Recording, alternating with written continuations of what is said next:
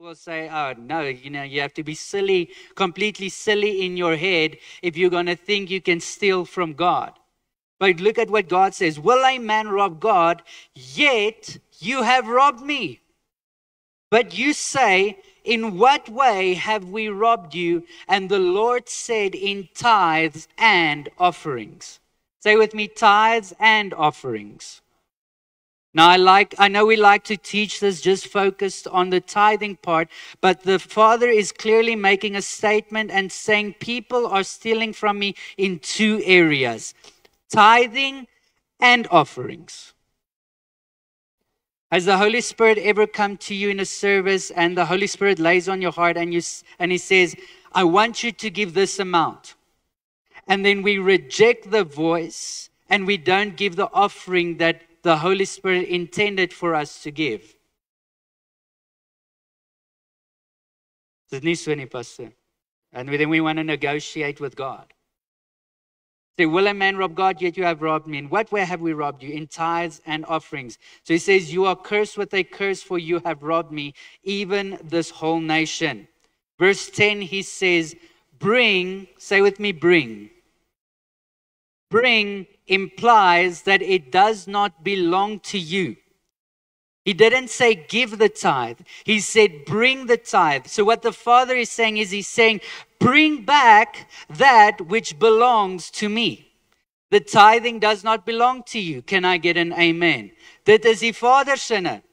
Sodra dit in my hande is, my eerste verantwoordelikheid as ek kom met my finansies is om dit terug te bring in die huis van die Here. To bring back that which belongs to him. So he says, bring all, say with me, all. Baie mense like it om so halwe tiendes te gee. That will be called a fifth, not a tenth. Can I get an amen? Or people like to give here and there. But he says what? Bring all the tithes, the whole tenth of your income, where? Into the storehouse. Where is the storehouse? The house of God. Not a charity. I've heard too many people, Christians, that say, ek kan nie my geld vir die kerk gee nie, and then they go into the SPCA or they go to some children's hospital and they give their tithes to a charity. My friend, that is not a biblical principle. The tithing belongs to God and God alone. Can I get an amen? Then a lot of people wonder why they're not walking in the blessing of God, because they are stealing from the Father. I don't know about you. I am too fearful of God to steal from Him. I fear Him. I honor Him. With my finances, with my whole life, with my very being, I honor Him. So He says, bring all the tithes into the storehouse. Why? That there may be food in my house. And He says in the Amplified, He says, prove me in this. I like the other one. He says, try me in this, or test me in this. Did you know that this is the only verse in the whole Bible where God says that we are allowed to test Him? In another verse, He says, do not test or tempt the Lord your God, but out of the mouth of the Father, He says, try me in what? In finances. So why does Satan cause so many people to get angry when it comes to this area of a service or of a meeting? Because he knows that God is taking finances extremely serious. He doesn't want you to be blessed. He doesn't want you to prosper. He wants you to stay in a place of struggling your whole life. That's why there's so much, resistance when it comes to the area of giving in the church, because the enemy does not want the people to prosper. Bring all the tithes into the storehouse, that there may be food in my house. And try me now in this, says the Lord of hosts, if I will not, what? Open for you the windows of heaven and pour out for you so much blessing that there will not be room enough to receive it. My vraag, kan die Vader lieg? Kan die Vader lieg? So is hierdie woord 'n amen woord. There we go. His word is yes and amen. Has He spoken, and will He not do? God is not a man that He should lie, nor the Son of Man that He should repent.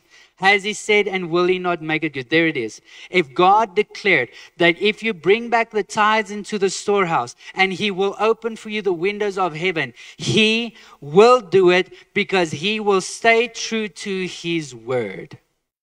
Amen. Dis goeie nuus. It's good news. It's not a punishment, it's good news. So my tithing is the first level of giving. And then it continues. Go to verse 11. Verse 11 starts amazing. He says, and. Say with me, and. Not, he didn't say or, he said and. God will open for you the windows of heaven, pour out for you such blessing that there will not be room enough to receive it. And I, say with me, I. It's God. God will rebuke the devourer for your sakes, and he shall not destroy the fruits of your ground. Oh, hallelujah. We serve a merciful and graceful God, that he would just ask for 10%. And then if we are obedient, he just pours out so much blessing. He withholds the enemy from us. Maar hierdie is wat baie mense doen. Hulle gaan deur die maand en dan sê hulle, ag, weet jy wat, ek gaan kerk toe gaan, dan kom kerk en dan dink hulle, laat ek gou kyk wat is hier in my sak, en dan so R20 of R5 of iets, kom ek gee gou vir die kerk sodat hulle happy is. And then they think, oh, now I'm going to receive the blessing of God because I did God a favor when I put something in the offering. God is not moved by that. God is not impressed by that. Can I get an amen? When we live according to the word of God, it produces much fruit and it produces much blessing. Now, what mense dink is, and this is kind of the end of level 1, but also just remember, tithing is a 10% that blesses the 90%. I would much rather have a 90% that is blessed and covered than I will have a 100% that is cursed. I mean, van julle nie, hoeveel keer dies wat tiendes betaal sal weet wat ek sê. Dies wat nie betaal nie, hulle sukkel deur die maand. So you get this time, I've tasted this. Then a month would go and then it's like I bring my tithe. Jy kom so halfpad deur die maand en wonder jy, hoe gaan ek dit deur hierdie maand maak? Wie was al daar gewees? Yeah? And then you think like, how in the world am I going to make it? And then by some miracle you get to the end of the month and you still have money in your account. Dan kyk ek na my vrou dan sê ek soos, hoe? Like, who's that moontlik? Ons het amper niks geld gehad in die middel van die maand nie, but here we are at the end and we still have money in our account. That is because of the tithe. You find a lot of people, they don't bring their tithe. Dan in die middel van die maand het hulle regtig niks geld nie. Dan moet hulle skuld gaan maak. They have to go do this, they have to go do that, just to make it through. The tithing protects. The tithing will ensure that you never lack in the kingdom of God. Can I get an amen? All right. Now, level 2.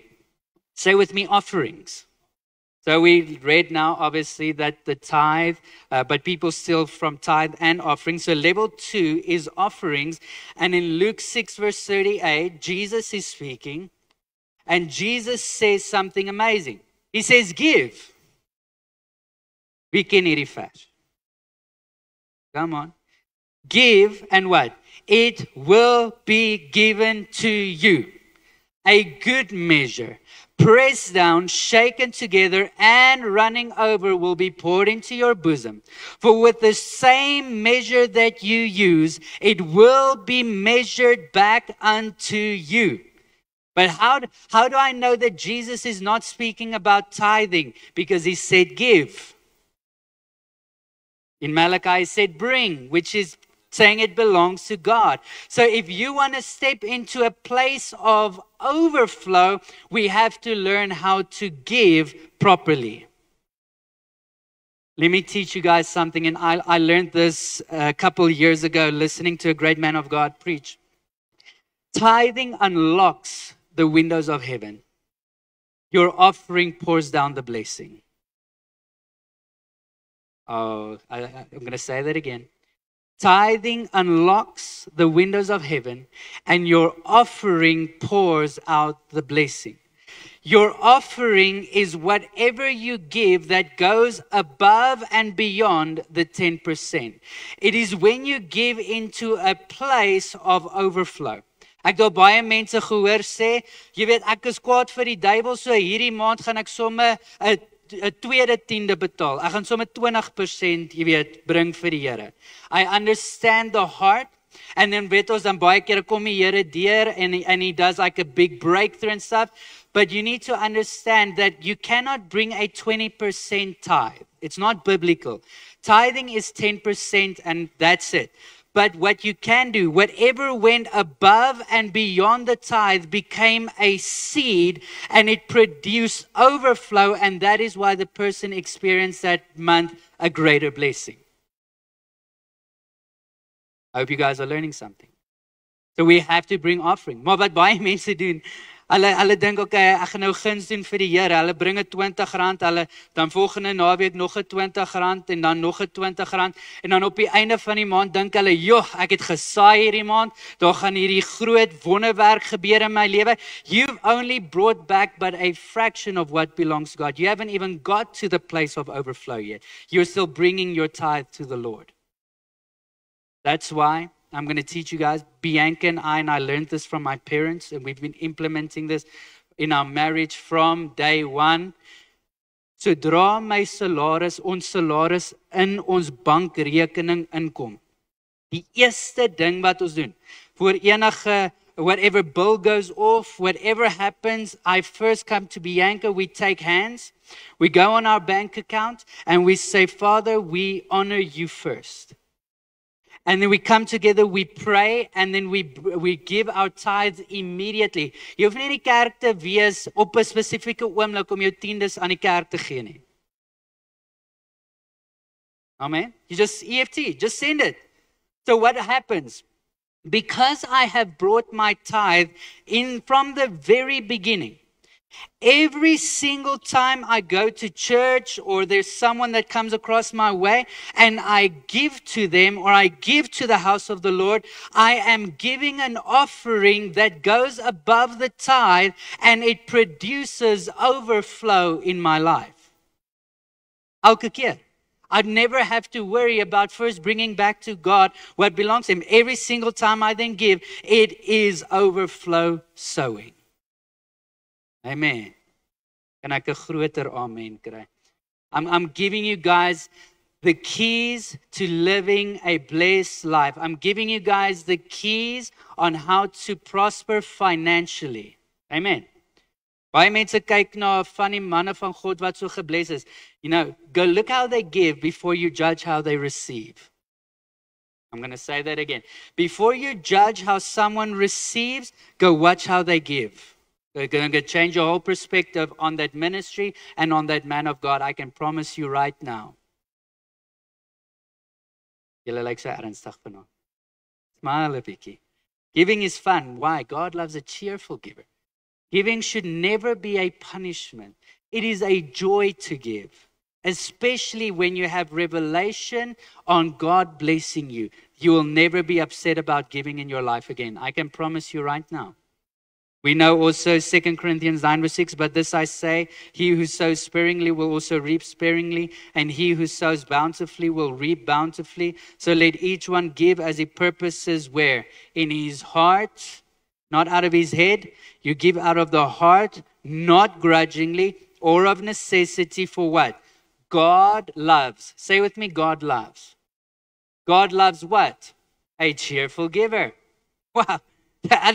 For me, that very statement should upset a lot of people. That God loves a cheerful giver. So what is the opposite to that verse? If you're not a cheerful giver, I'm not even going to say it. But the truth is right there. God loves a cheerful giver. Another translation says, for God loves those who love to give.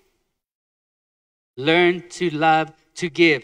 If you do not love to give, ask the Lord, Lord, change my heart, change my attitude. Let me think according to your word. Amen. All right. Number 3, the third level of giving. And this is probably the place that is most difficult in people's life, and the reason why most people never experience great financial blessing when it comes to finances in the kingdom. Number 3, the third level of giving is known as sacrificial or extravagant giving. Say with me, extravagant giving. Extravagant giving is giving that goes above and beyond the norm. It is a giving that pulls something out of you. It is a giving that it literally wants to sometimes bring you to tears. Wie dit al ooit gehad? Wie dit al ervaar as die Heilige Gees kom en dan baie keer kom klop die Heilige Gees so aan jou deur en dan sometimes he puts an amount on your heart that shakes you to the core. Extravagant giving.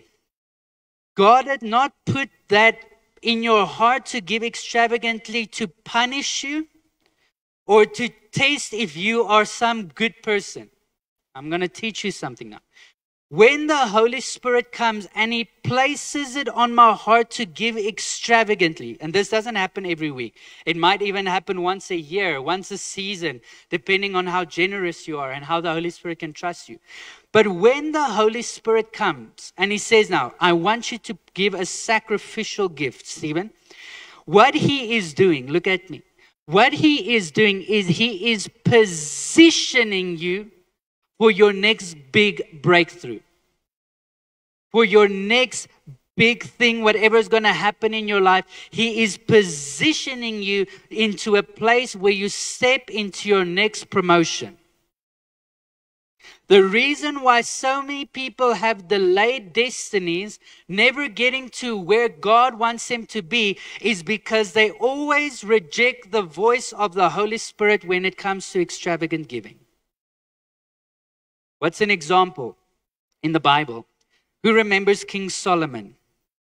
Now, when Solomon, who knows that he was the wealthiest person to ever live, he was the wisest. We know so many things about King Solomon.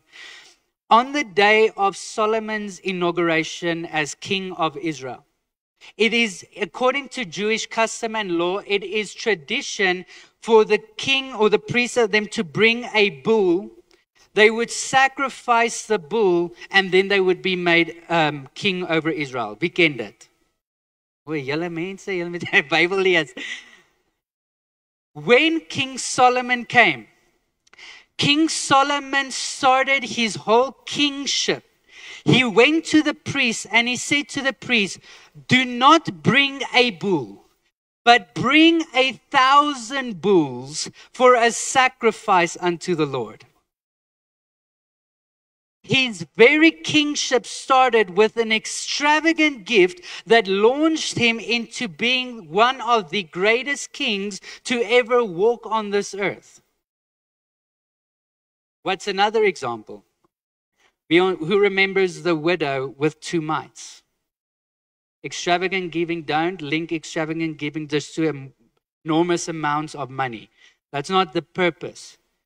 When the widow lady came, and Jesus was observing the giving. He saw the rich people giving. But he said one thing. He was not moved by it because he said they were giving out of their abundance. Hulle het dit nie eens gevoel nie. But this widow lady came. She put in 2 mites. And the 2 mites, the Bible says, she gave of her very livelihood. She gave everything that she had. And God was moved by it. I heard a minister say the one time, and this was so beautiful to me. Said, when giving extravagantly, God is not so much moved with how much you give. He is moved by how much you have left after you have given. That one shook me to the core. That one shook me to the core. Because some people give out of their abundance and they think they do God a favor. God is not interested. God is interested in the heart. And what you are willing to lay down for Him. Amen. Whether it is 2 mites or it's 1,000 bulls, I don't care. As long as we become obedient to the voice and unctioning of the Holy Spirit to get us and launch us into our destiny, launch us into our next breakthrough so that the Lord can bless us. Amen. So what are the 3 levels of giving? Tiendes. Say with me, tithes. What is level 2? Offerings. What is level 3? Extravagant giving. A quick testimony, then I'm done. Bianca and my parents and I, in 2019, we were at Dr. Rodney Howard-Browne in America. We were sitting in the services. It was a big pastor's conference. It was called There Is a Sound. And I remember it was evangelist Jonathan Shuttlesworth. He came up and he was preaching on tithe. Julle dink ek praat lank. Hy het meer as 'n uur net op die offerandes geleer. En toe kom Dr. Rodney op en toe leer hy nog 3 ure na dit. I'm serious. We sat there for 6.5 hours in the morning and 6.5 hours in the evening. That's having church. Amen. We get tired after 2 hours. But he preached and he moved our hearts concerning giving. I don't think I've ever been that stirred up and moved by faith to give. Immediately the Holy Spirit spoke to Bianca and I. And the Holy Spirit says, I want you to empty out your savings account. En ons het lank gespaar. There was nie 500 rand nie. It took something out of us. En ek sê vir Bianca, joh, is ons seker. And we actually gave an amount first. And then immediately we looked at each other and we said, no, we have to give everything. We have to give everything. We responded, my parents as well. They gave even more than us. They gave, and in unity, the ministry gave, they gave personally, and we gave an extravagant gift that night. Needless to say, a couple months later, COVID-19 hits. This ministry had 2 years of cancellation immediately. We're a traveling ministry. You need to understand that this is our livelihood. This is how the Lord provides for us and takes care of us through people like you that sow when we go out and minister. Ons het 2 jaar se kansellasies gehad. But we didn't understand why we gave in such a big measure. But I'm telling you now, we went live. In COVID time, in the months to come, we received more offerings on our live stream than what we did in churches. Oh, that's the favor of God. It is because of extravagant giving. People don't believe in this stuff. It's true. We were positioned for a breakthrough in a time of drought. We prospered. We were blessed. Bianca en ek word wakker. Ek gee nie my bankrekening uit nie. Ons word wakker. Ek kyk op my foon. Dan vat ek my foon en sê ek iemand het R5,000 in my bankrekening gesaai vir my en Bianca. En dan al wat dit sê, ek weet nie, till today I don't know who it is, who sent it. All it says is Jesus loves you. Till today, but I don't know. And it happened about 3 or 4 times by the same account in that period. 5,000 rand, 5,000 rand. And then people would call the ministry and they say, we just felt in the spirit. En dan sit een van die bietjie tire maand. En dan kom iemand en hulle gee sommer 50,000 rand into the ministry just like that. We needed that money. We utilized that money. But the thing is, if you stop yourself from giving, you will not live an overflow life. Bring your tithe. Waar gaan jou tiendes? Aan die kerk. Tonight when we take up the offering, don't bring your tithe, please.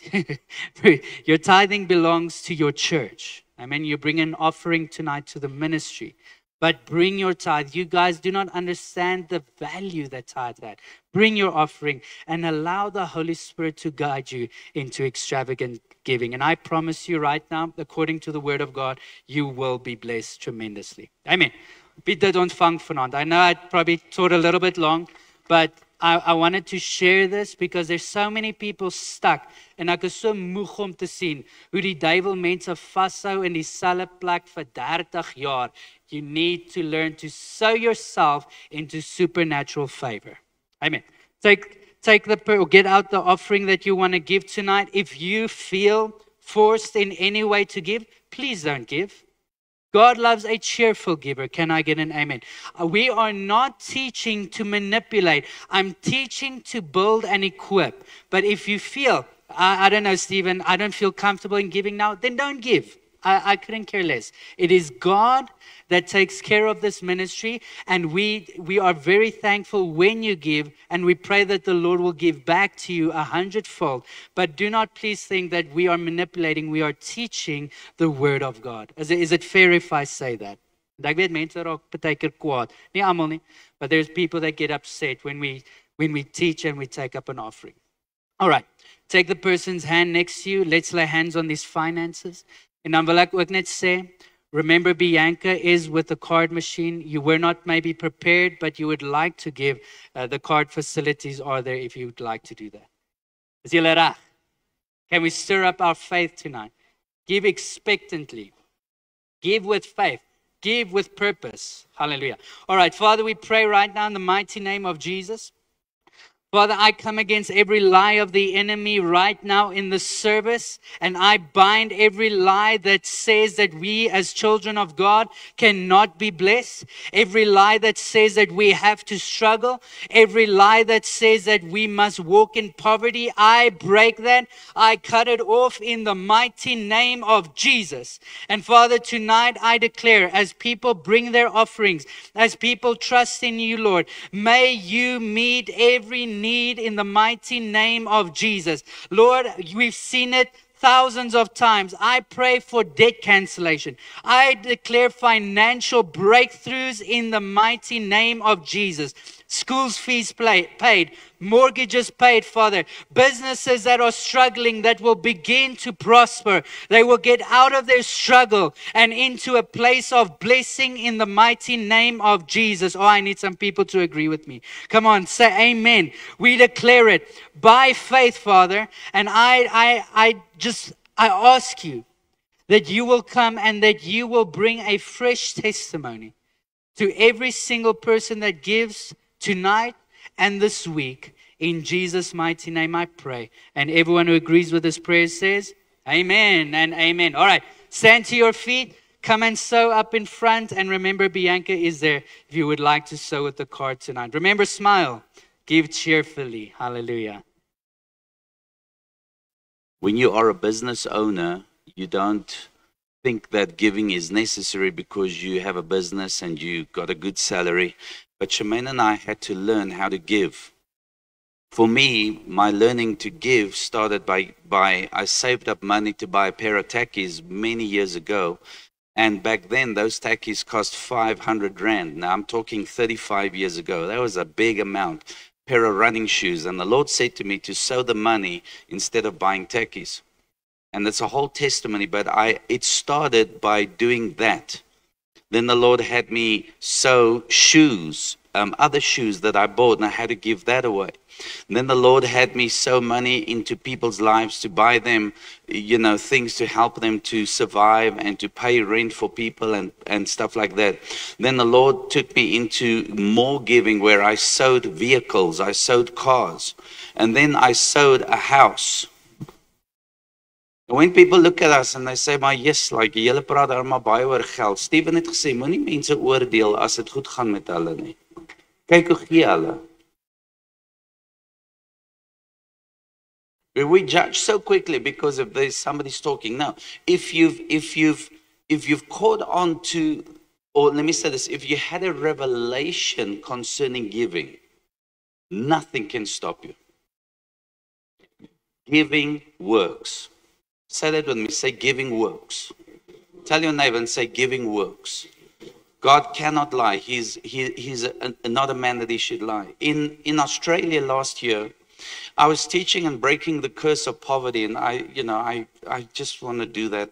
But anyway, I was breaking the curse of poverty. A man in Australia came to me after a service.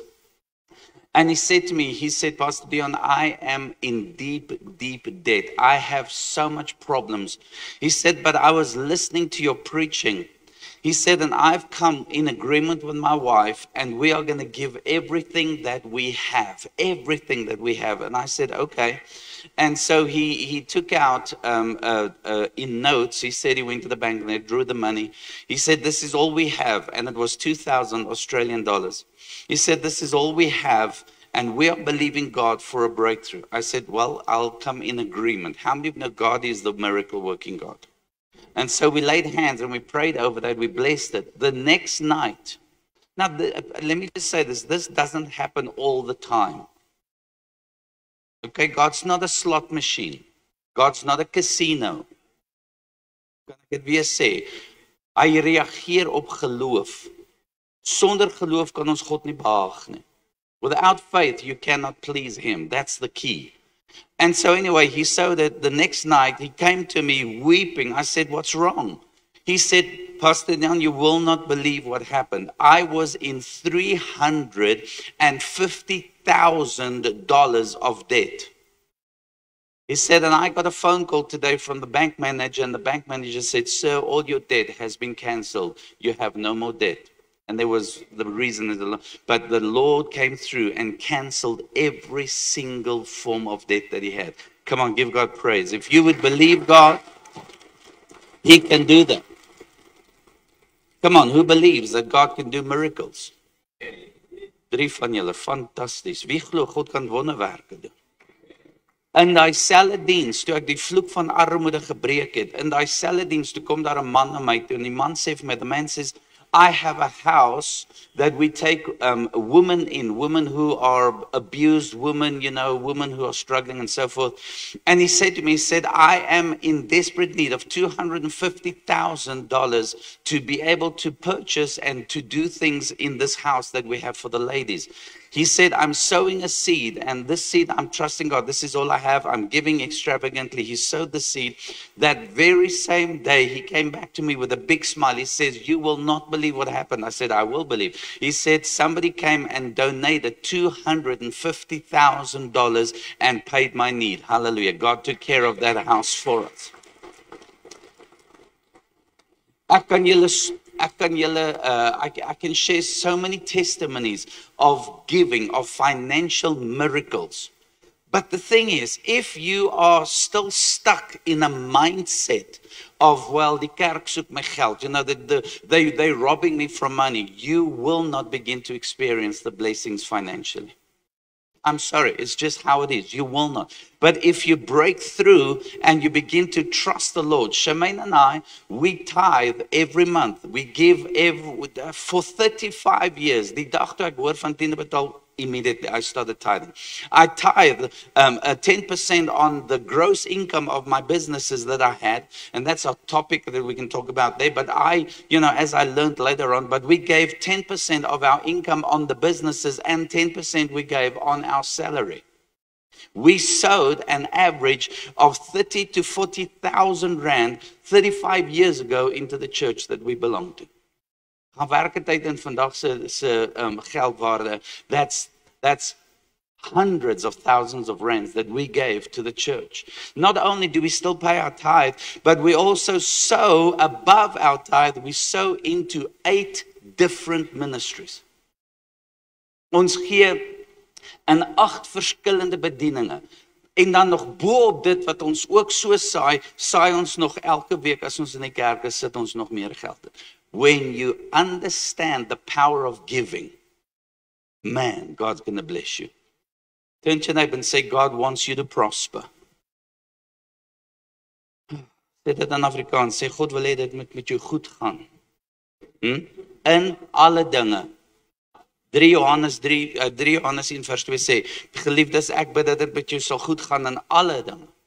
Dat dit goed sal gaan met jou in jou liggaam, maar ook goed sal gaan in jou gees.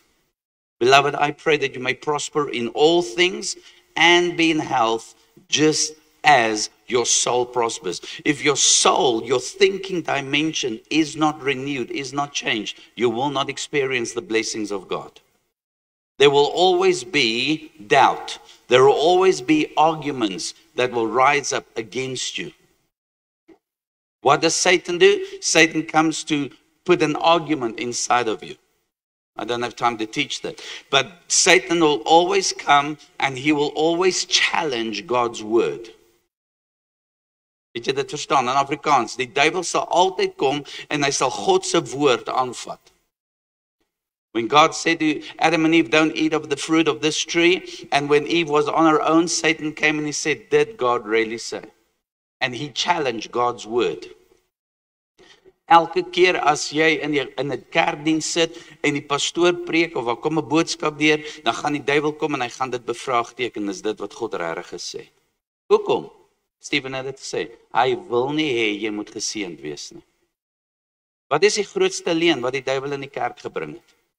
Well, think about this. When we are talking about money, people are against the prosperity message. They hate the word prosperity. Oh, he's no weer a prosperity preacher.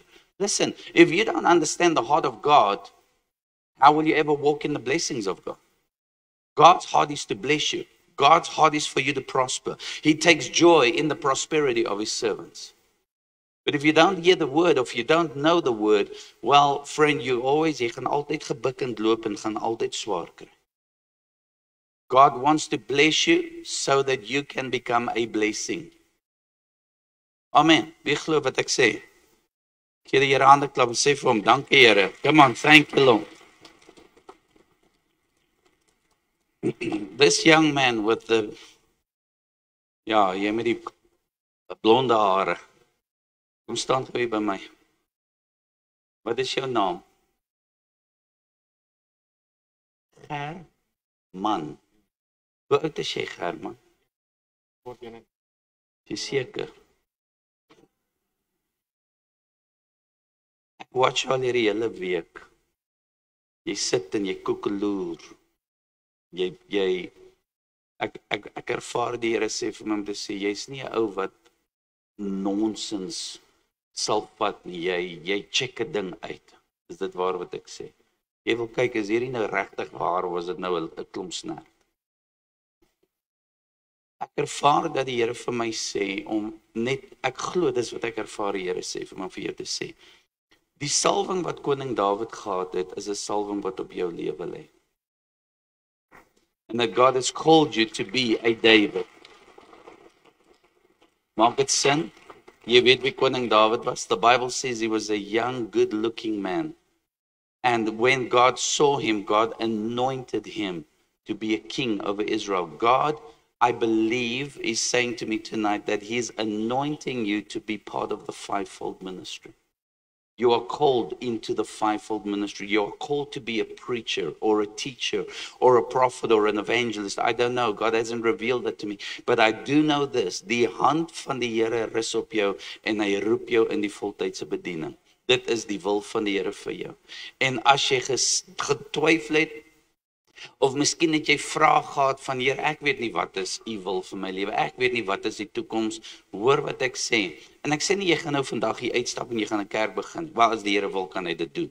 Maar ek glo jy gaan ewe skielik van vanaand af, en ek profeteer dit en ek los dit oor jou, dat jy gaan ewe skielik 'n plek vind in die kerk.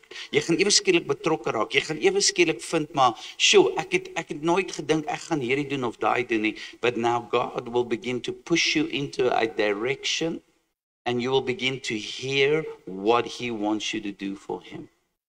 Maak dit sin wat ek sê. Moenie stres daaroor nie. Ek weet dalk sê jy heerlikheid. Ek wil ook nie 'n pastoor word nie. Okay, dit is die verste ding van verste ding. Maar jy weet wat, God, hy sal altyd sy wil kry. Amen. God, if we are obedient to God, he will have his way. And I want to sow the seed. Glo jy's geroep? Het jy dit al voorheen gehoor? Jy het. So dit wat ek dan profeteer is 'n bevestiging. Want dis wat profesie is. God kom en hy bevestig deur die mond van 2 of 3 getuienisse sal hy sy woord waar maak. So I want to lay my hand on you. Can I do that tonight? Kan ek die Here vra? When God spoke to Jeremiah The Bible says when the Lord called him, he said, I have set you apart. I have sanctified you, and I've ordained you a prophet to the nations. The word sanctified means I set you, I picked you up, and I've put you there because I've anointed you and called you. Can I tonight pray that God will pick you up and set you there for the ministry? Who agrees with what I'm saying? Heavenly Father, I thank you for the anointing. Steek jou hande op jou man. En ek vra Here dat die salwing en die roeping wat op sy lewe is. En Vader, die twyfel en die onsekerheid wat ek sien hy lank mee al geveg het in sy hart. Mag vanaand se woord 'n bevestiging wees, Vader, van dit wat U hom geroep het om te word, Vader. Deel van die vyfvoudige bediening. En Here, ek sien in die gees, sien ek Vader 'n liefde wat U binne in hierdie jong man se hart gesit het. 'n Liefde, Vader, wat hy nie eers weet hy het nie. A love for people. And so I want to, Father, tonight in the apostolic anointing, I want to lay my hand upon this young man, Lord, and I want to set him apart for the ministry. And I ask you, Father, that as I lay my hands, that you will call him this day and bring him the revelation. I ask you, Father God, that you will open up the right doors and that you will close the wrong doors in the name of Jesus. I thank you, Father God, that as I lay hands on him tonight, that, Father, he will have great favor with you and great favor with man, because that's what the word says. We have favor with God and man. And so I thank you tonight, Father, for this anointing, this release to go into the full-time ministry. And Father God, you will lead him and you will guide him by the Holy Spirit in the time to come. Not 10 years, not 20 years, not 5 years, Lord. In this year, he will step out into his season that you've called him. I release this anointing right now within him. Fill him with the Holy Spirit in the name of Jesus and touch him, Lord. Touch him, Lord. In Jesus' name.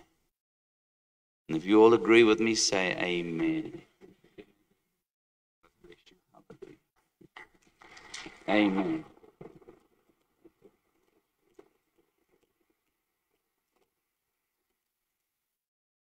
Say this when we say God is not confused. How many of you agree God's not confused? He loves us. He wants to use you. Turn to your neighbor and say, jy's nie sommer net 'n hier jy nie. Tell your neighbor, say jy's nie net 'n gemors nie. God loves you. That man in the back with the beard and the black hair, with the black and yellow jacket. Ja, jy. Come here.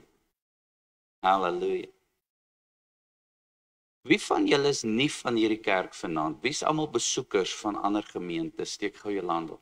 Wow, let's give all the visitors a great big hand. Hallo. Hoe gaan dit met jou?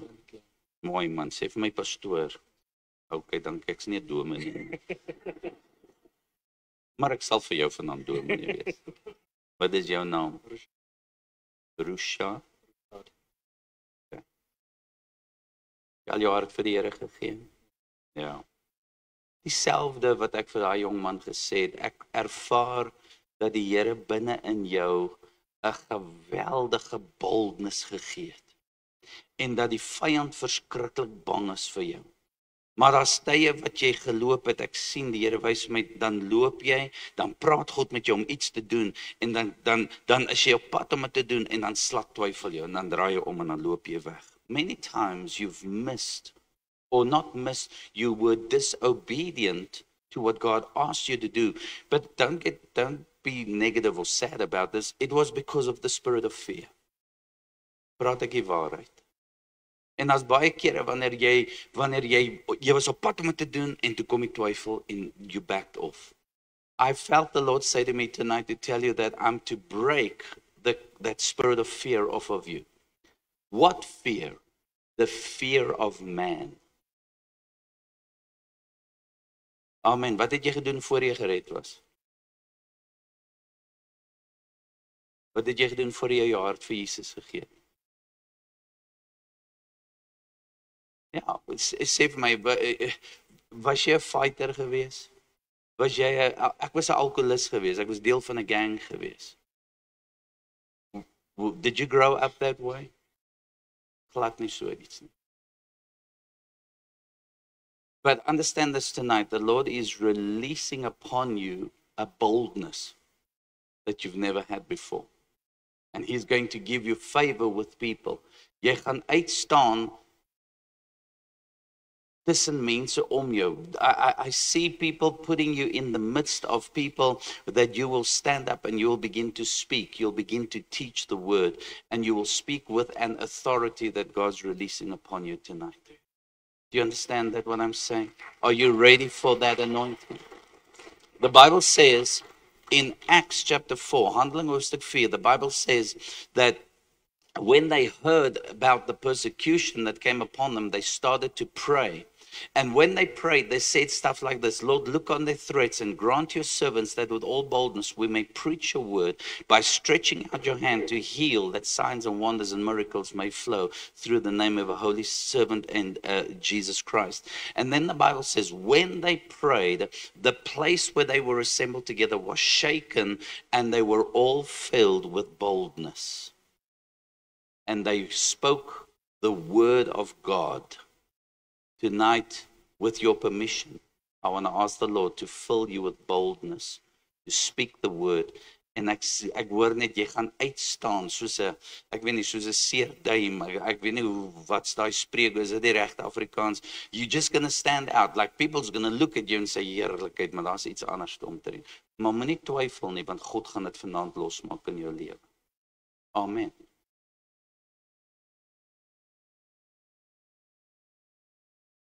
I believe the Lord is saying to me to say that you will have favor amongst Muslims and you will speak amongst people who are anti-Christ people and you will minister the gospel to these people with the favor and the protection of the Lord. Beteken dit iets vir jou? Ja, okay. Father, and then stretch your hands out in the name of Jesus. I just love this young man, Father. I thank you for the anointing upon his life. I thank you for the great favor that he will have tonight, Lord, especially amongst the people he's going to go and be a shining light. Persecution there will be, but Lord, your hand of deliverance will always be upon him. I declare tonight, Father God, that no weapon formed against him shall prosper. Every tongue that is raised up in judgment against him, Father, we refute and cut every curse now, every assignment and every plan of the enemy off of him. I release your anointing. I release the fire of God. I release the boldness of God upon him. Burn within him right now in the name of Jesus. And let him stand up, Father, shining light in the dark world that we are living in. And I thank you, Lord, that within him you're stirring up the leader that you have called him to be. And I hear the Lord saying to me, there will be a lot of jealousy from your friends. A lot of jealousy will come. Jy gaan selfs gespot word oor dit wat ek vanaand oor jou geprofeteer het, want dis die gees van jaloesie. Maar die Here sê, moenie jou steur daaraan nie. Gaan jy en doen net wat ek sê. Jy sê, Here, maar hoe gaan ek begin? Waar gaan ek begin? Elke dag is 'n nuwe dag. Elke dag gaan anders te wees as gister. Jy moenie worry oor 10 jaar van nou wat gaan leef net vir môre. Beplan net vir môre en die Here sal jou voete rig. How beautiful are the feet of those who preach the good news. Touch it in Jesus' name. Amen. Amen. God bless you, brother. Amen. Gaan, maak die duiwels kwaad. Hallelujah. Thank you, Lord.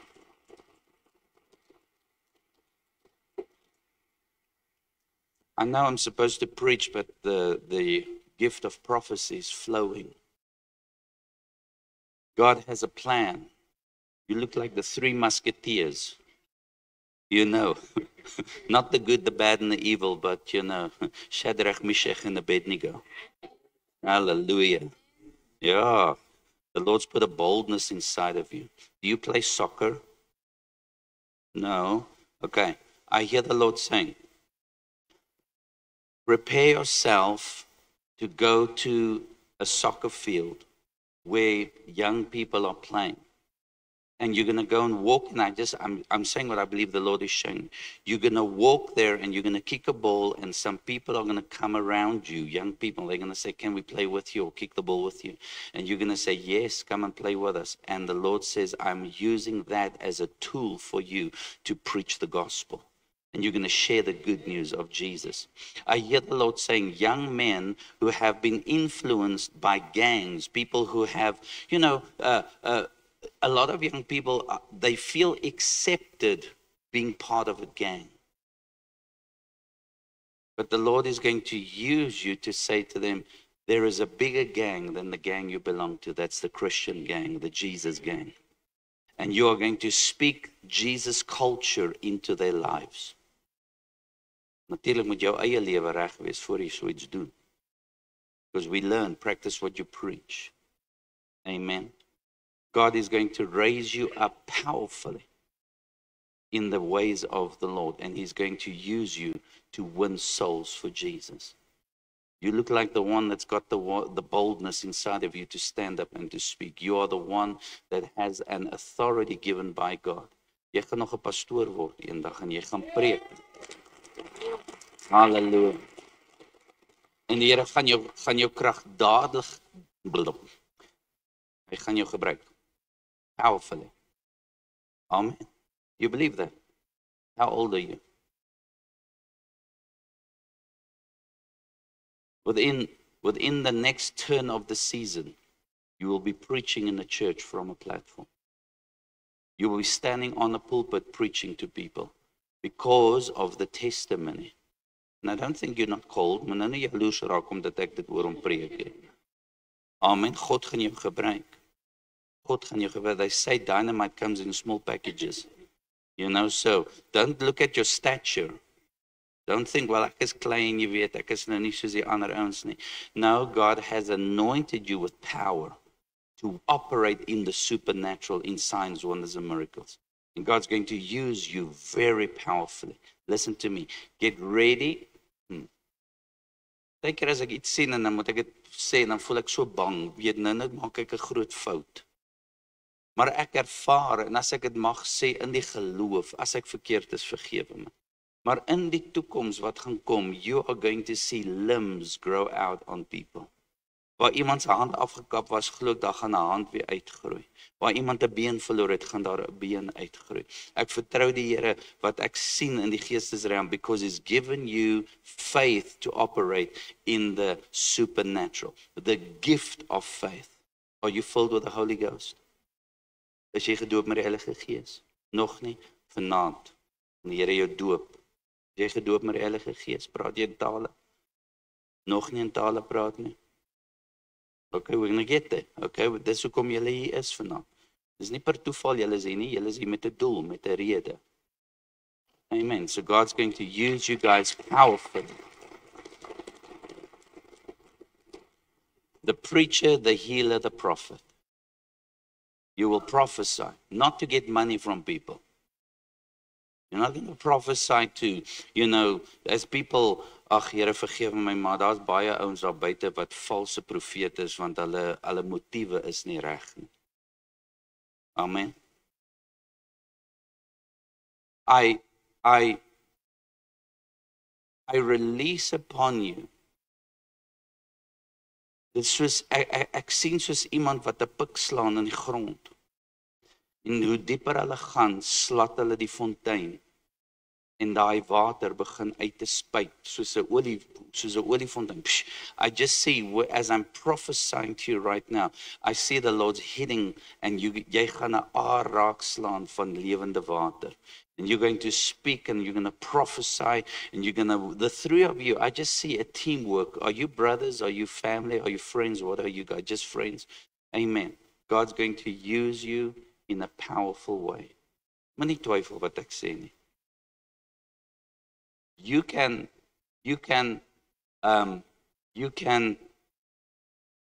cause your destiny to be slowed down by not allowing the Holy Spirit to use you, or you can start immediately tomorrow. and God can use you. Amen. Ek het Sondagoggend tot bekering gekom, Sondag aand gedoop met Heilige Gees, Woensdag my eerste kerk geplant. That's how I started. Not everybody's called that way. I'm not saying you're going to do that. But I could have delayed my destiny by not believing that what God had done for me was real. But I believed and I stepped out by faith. Everybody stretch your hands out. Father, I pray the anointing upon these three men. And I release, Father, the power of the Holy Ghost and the baptism of the Holy Spirit upon each and every one of them right now in the name of Jesus. Here, doop hulle met 'n vuurdoop. Doop hulle met die Heilige Gees, Here, in die naam van Jesus. En ek dank Here vir die salwing wat op hulle rus. En ek dank Here vir die krag wat deur hulle gaan vloei, die woord wat deur hulle gaan vloei, Here. Ek dank U vir hierdie wonderlike drie manne. Like Shadrach, Meshach, and Abednego, Father, I thank you that you'll protect them. Father, you'll protect them. Even when they are in the oven, like they were, Father, the fire will not jump on them. The smoke will not jump on them. But you, Holy Ghost, Jesus, the fourth man, will be with them wherever they go. In Jesus' name. In Jesus' name. Where's the evangelist? Is he here? Evangelist, is it Christo? Evangelist? Hy's waar? O, hy's nie hier nie. Pastor Tolly, I want to ask you, I'm going to give you sommer nou 'n opdrag. There's no time like the now. Pastor Tolly, will you take them and get them filled with the Holy Ghost? Stephen, will you go with Pastor Tolly and get them filled with the Holy Ghost? I want to hear them when they come back speaking in tongues. Amen. Amen. Go on. Thank you, Lord.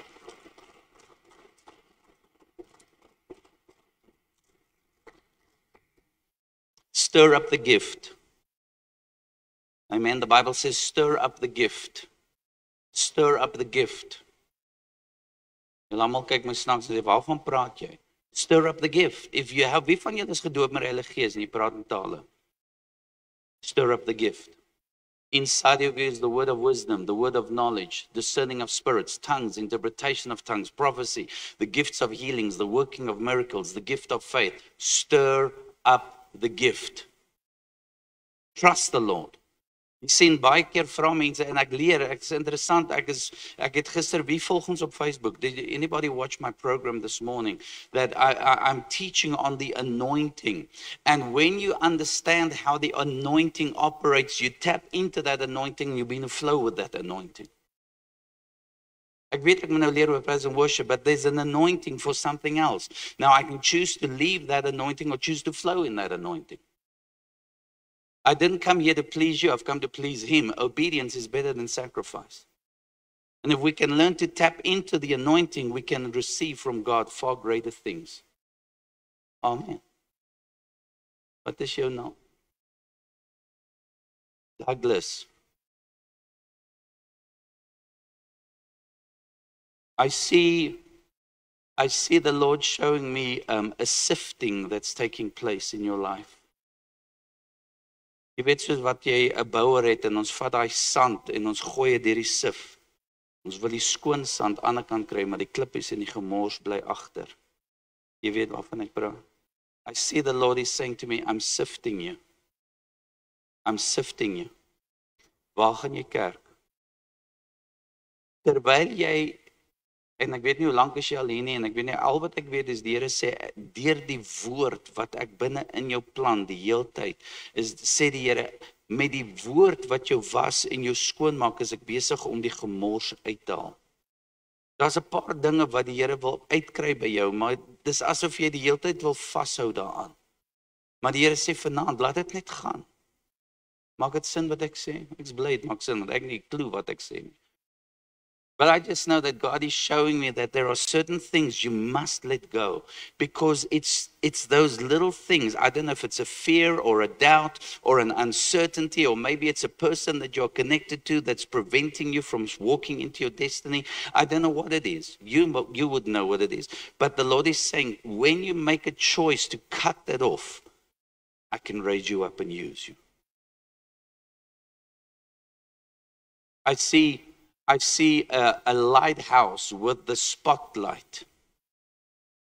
En ek sien soos wat die lig skyn oor die water, so is jy wat uitkyk oor die waters en jy's besig om te soek en jy wil kyk wat se gevare is daar buite. God has truly called you as a watchman on the wall. God has truly put an anointing upon you to be a protector of the loved ones of God. Does that make sense what I'm saying? En jy, die Here is besig om nie net daai liefde in te sit nie, maar daar's amper 'n woede binne in jou teenoor die vyand wat kom om te steel en te vernietig en te verwoes. En die Here gaan daai gebruik in jou lewe om uitspraak te lewer in mense wat verwoesting wil bring. You will be greatly loved, but you will be greatly hated as well. And when I say hated, disliked, you know why? Because you're going to call a spade a spade. But because of that, you're bringing protection to the people around. God releases a big anointing upon you tonight. Hy sif jou. Hy maak jou skoon. Hy maak jou reg vir die werk wat hy het vir jou. Father, I release this anointing. Lord, touch him. Lord, use him. Raise him up, Father, right now in the name of Jesus. Father, I thank you for the sifting that takes place. Jesus prayed that over Peter, Lord, and he said, Satan tried to kill you, Peter. Satan wants to take you out, but Jesus said, I prayed for your protection, for your deliverance. Jesus didn't take him out of the storm. Jesus helped him through the storm. And I thank you, Lord, that you are helping this man through the storm, Father, the sifting, the purity that's taking place in his heart even right now. And God, that the anointing of the Holy Spirit truly rests upon him. For I hear the Lord saying, as I lay my hands on your eyes, that I'm giving you a supernatural understanding of wisdom. You will see through the eyes of the eagle. You will stand up in the distance and you will already recognize the works of the enemy. I hear the Lord saying, you shall even speak into your pastor's life.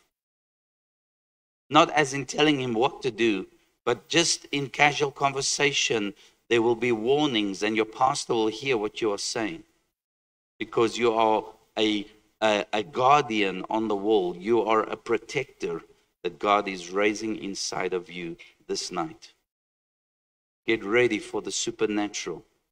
Get ready for the word of wisdom to flow through you in a far stronger way. In Jesus' name, I release this anointing. And everybody agrees, says amen. Come on, hallelujah. Thank you, Lord. Somebody say yada. What does yada mean? Yada, yada, we throw our hands up, amen, but it means to surrender. Tauda means not only to throw your hands up, but it means to give thanks to God for the things not yet received. Halal, say with me, halal. What does halal mean? It means to rejoice, to become simply foolish, to dance, to shout, to clap. Amen. Gisteraand het julle baie goeie job gedoen. Wie was hier gisteraand? Van julle het so skaam gekry om op te staan en in die kerk rond te loop. You know, I saw that. I thought, ag nee, Here, moet ek hierdie regtig doen? Ag, ek wil dit nie doen nie. Maar, you know what? You did it because, number one, I asked you to do that. Thank you. But you did it because you were obedient to God.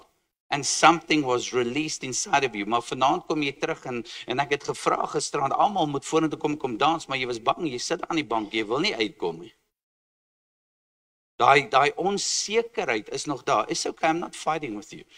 As your faith grows in the Lord, as understanding comes, you will respond more to him. Amen. Julle okay? Die vierde woord wat ek wil leer is die woord shabach. Sê saam my shabach. S-H-A-B-A-C-H, Shavach.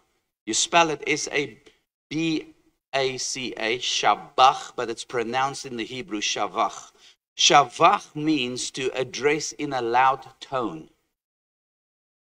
Wie was in die army? Wie van julle ouer mense was in? Onthou jy daai klein amper seker woord wat ek moet sê nie, maar daai klein kopperaltjie. Wie onthou daai klein kopperaltjie? Hy het 'n stem gehad soos dit weet nie wat nie. Toe hy gesê het, "Aandag!" Toe kry hy 300 manne net so om na hom te luister. He spoke with a voice of authority. Come on, who understands that? Die duiwel is nie jou pel nie, hy is jou vyand. Ek gaan nie vir die duiwel sê, "Ag duiweltjie, kom nou uit, toe gaan nou, daar gaan jy nou." No, I speak to him in authority. In the name of Jesus, get out. Hello, who's with me? Is julle okay? Is julle nog wakker? Wie wil hê ons moet môre aand aangaan? Wie soek nog kerk? Is julle okay daarmee? Okay, as jou wiele pap raak, gaan garage toe en pomp dit op. Wat is die garage? Die Heilige Gees, en gaan bid, sodat hy jou stamina kan gee. Other people don't have stamina anymore. So shavach means to address in a loud tone. It means to speak with a voice of authority. Why do we shout in church? We shout because God has given us authority. Gisteraand, my stem is skoon Jesus al van die skreeu, maar gisteraand het die Here vir ons die autoriteit gewys toe ons begin skreeu, toe hulle om die mure van Jerigo geloop het en hulle blaas die trompet en hulle skreeu. Wat het gebeur? Toe val die mure. Wie stem saam met wat ek sê? So sometimes God doesn't want you to think about shouting, He commands you to shout. He wants you to shout. He wants you to speak with authority. He wants you. Wie weet, daar's daai stupid honde wat jy kry. En jy kan vir 'n hond sê, "Man, gaan huis toe." Na daai hond sit net daar. Maar as jy met autoriteit praat met 'n hond, jy sê, "Voetsak." Dan gaan hy. Amen. You speak with authority, and God wants us to shavach the Lord. Nou, weer eens, gisteraand het ons geskreeu en daar gaan tye kom, hopelik in die toekoms, en ek weet hierdie kerk doen dit, en ek weet julle fluit. Mense sê, ek kan nou nie die fluit vat nie. Man, as jy nie kan skreeu nie, fluit dan. Julle lyk so gereserved vanaand. Kom ons begin weer, ek het julle gister geleer. As ek ietsie sê en jy hou daarvan, sê, nee, hulle wil nie eens dit doen, pastor. 1, 2, 3. As ek ietsie sê en jy like it, sê amen.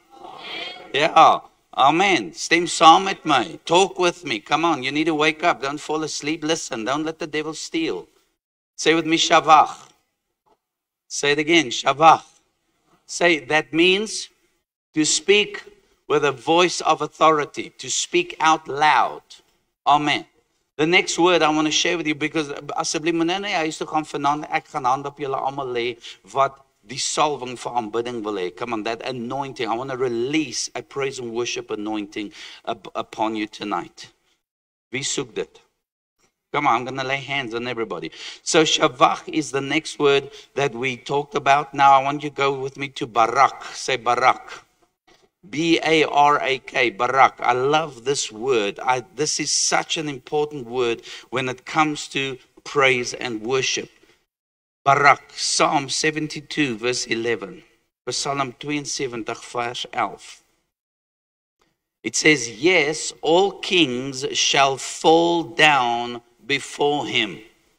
That word fall down means that they will fall in worship and kneel before God.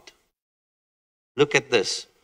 To come in a service and I kneel before God in a church service, I am not kneeling because I'm begging. God is not in the begging business. Ach, Here, help my asseblief, Here. Amen. I am kneeling because, number one, I am acknowledging through my kneeling that Jesus Christ is King. Jesus is my Lord. So kneeling is an act of submission. Say with me, submission. It's an act of adoration. It's an act of worship. It's an act of surrender. Let's face it, as ek in hierdie posisie is, I'm vulnerable. I'm humbling myself under the mighty hand of God. And I'm saying, God, you know that I need you. Lord, you know I love you. Lord, you know that I adore you. I acknowledge you as my King. And I bow before my King. I worship you as my King. I'm not begging. I'm admiring you. I'm honoring you in my worship. Wie glo wat ek leer? Wat doen die moslems? As dit 12 uur is, dan is hulle bidtyd, maak nie saak of hulle in Pick n Pay is of waar ook al, hulle gooi hulle maatjie uit, kyk noorde toe en buig voor hulle God. If there's one thing we can really learn from them, is to be able to bow before our God like they do before their God. Maar ons amper wat ek sê ons Afrikaner, maar ons is so hoogmoedig en vol trots. Sal die dag wees, jy dink ek gaan daar sou staan in die kerk en op my knieë staan. Hallo, jy's besig met die allerhoogste God. Of jy's lief vir hom en jy eer hom vir wie hy is, of jy ag hom as nie belangrik genoeg om jou knie te buig. Kan ek dit weer sê? Of jy erken hom as jou God. Jy erken hom as jou saligmaker, as jou geneesheer, as jou voorsiener, as jou vredevors, en ek sal buig voor hom, want ek erken, u is my alles. Ek lewe vir u. Maar die kerk weier. Nou ek verstaan, daar's mense wat dalk jy liggaamlik jou knieë kan nie werk of jou rug kry seer. Shamaine kan byvoorbeeld nie op haar knie gaan nie, want dit maak seer. Ek verstaan dit. Maar daar's baie van ons wat geen fisiese fout het nie, maar ons kan nog steeds weier om te buig voor God. Praat julle in tale? Come on, let me hear. Kiase praba sheka handale be. Come on, pray. Robo bobo sheka handale.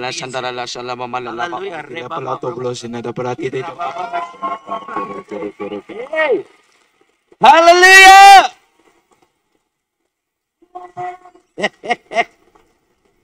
Oh man, that's powerful. Hallelujah. Bid sommer nou. Bid hier. Gaat ons korabashaka.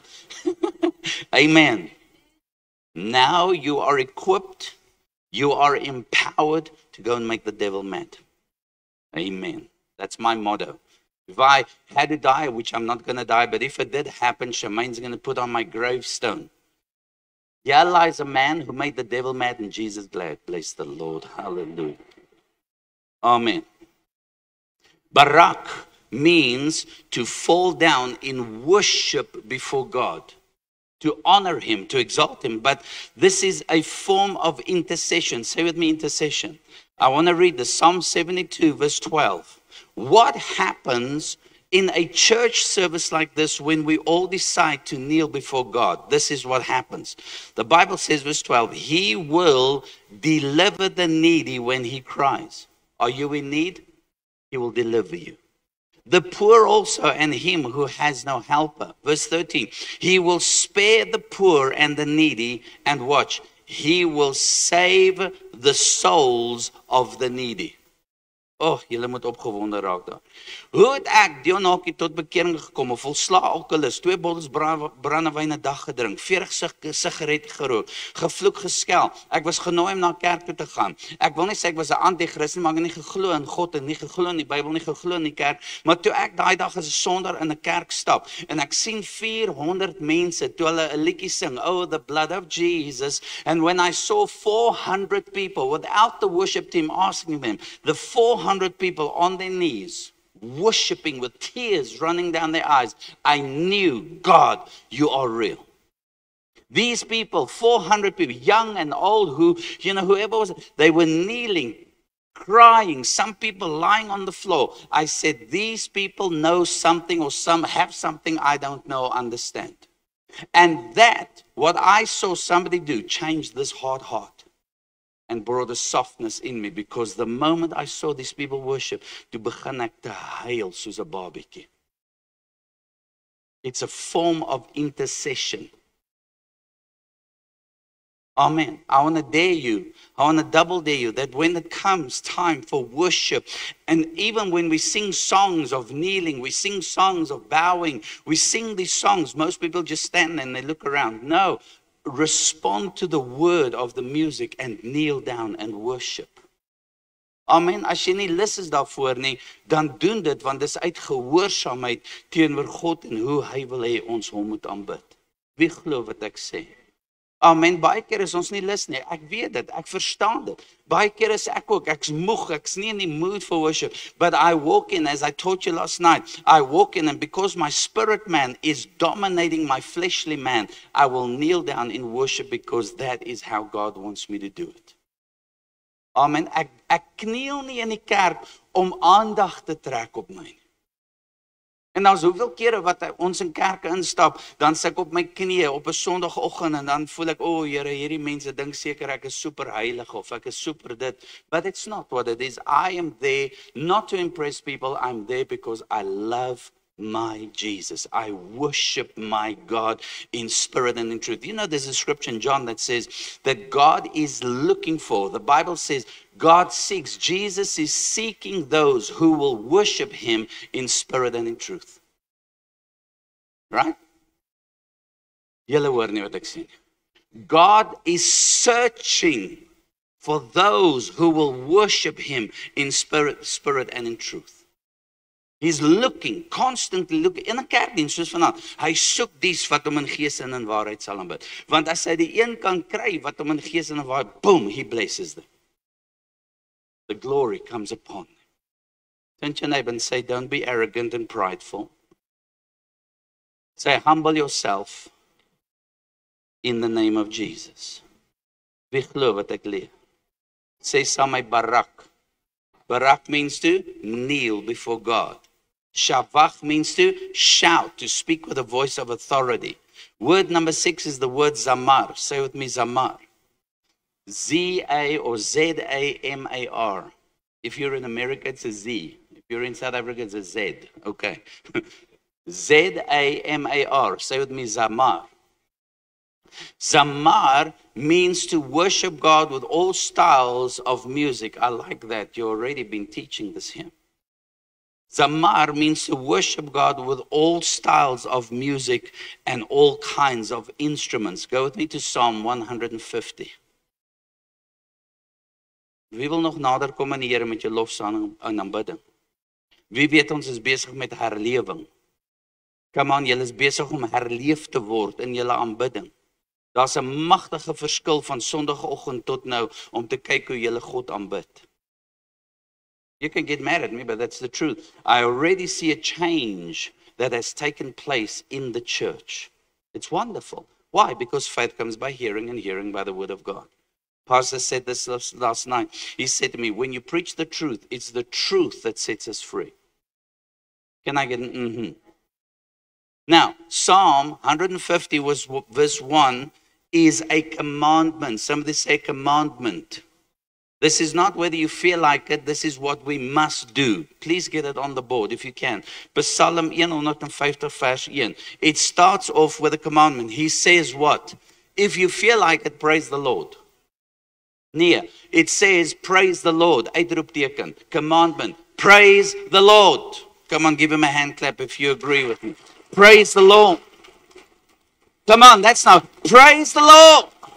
Hallelujah. Praise the Lord. Yes, we praise you, Jesus. You are worthy of our praise. Amen. When we praise him, we shabach him. We halal him. We yada him. We do all of it together because we are praising him. Praise God in his sanctuary. Praise him in his mighty firmament. Just go on and I'll just read it. Praise him for I like this one. Praise him for his mighty acts. Don't worship God the way you think he is. Worship him the way the Bible teaches us how he is. Amen. Praise him for his mighty acts. Praise him according to his excellent greatness. Next one. Praise him with the sound of the trumpet. Praise him with the lute and the harp. Praise him with the timbrel and what? Dance, you Amerikaners, you dancing. No, dance. Praise him with dancing. Daar's baie mense wat sê, "Maar ons mag in die kerk dans nie." Hy sê nie jy moet as jy in 'n goeie moed is nie. Daar's die opdrag. Praise him with dancing. Boy. Amen. Praise him with stringed instruments and flutes. Praise him with loud cymbals. Somebody say loud cymbals. Ja, maar eerlikheid, kan jy musiek bietjie sagter sit nie, man. My ore tyd. Bible says he praise him with soft cymbals. He says praise him with loud cymbals. Come on, somebody. Praise him. Make a joyful noise. Ek like die mense klaar die musiek is so hard, maar gaan na 'n party toe en as hy speakers blaar, man. En julle dans op. Daai goed. Praise him with clashing cymbals. Amen. Let everything that has breath do what? Praise the Lord. How does it end? Praise the Lord. Come on, let's praise him again. You cannot outpraise God. We praise him with everything. Hallelujah.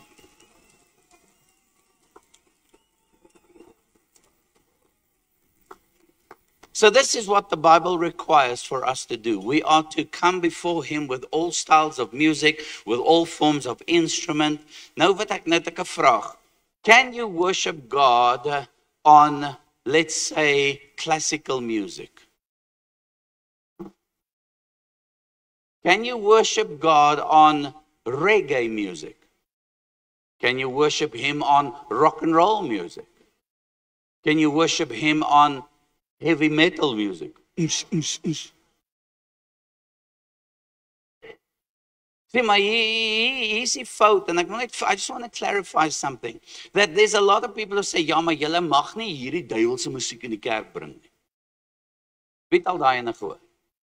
Jy weet, jare terug, toe hulle nou begin drum en gitaar en goed in die kerk inbring, toe die van die ouer mense heeltemal stryd gevang daarmee. Jy weet, jy kan nie ligte inbring, jy kan nie hierdie instrumente inbring, want jy bring die duiwel in. Wel, daar op die platform is dromme, wie sien die dromme, gitare, daar's 'n keyboard. Is daai goed lewendig of dood? Help my. Is that alive or dead? Right, they're dead. Does that have a soul? Can that thing think for itself? No. That instrument is only doing what the person behind it does. So does the instrument carry demon spirits? No. Does the style of music that is being played carry the demon spirits, or is it the person behind the instrument that carries the spirit? See?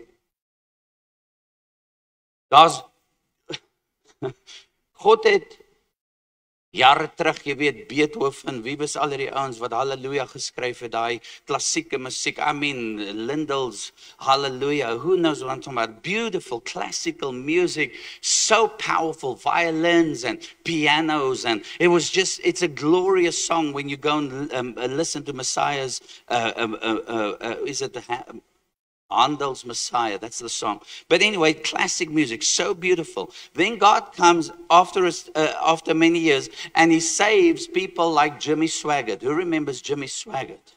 All right, now I'm not talking about just this man. Jimmy Swaggart came out of a rock and roll era. Elvis Presley, Jerry Lee Lewis, and then Jimmy Swaggart.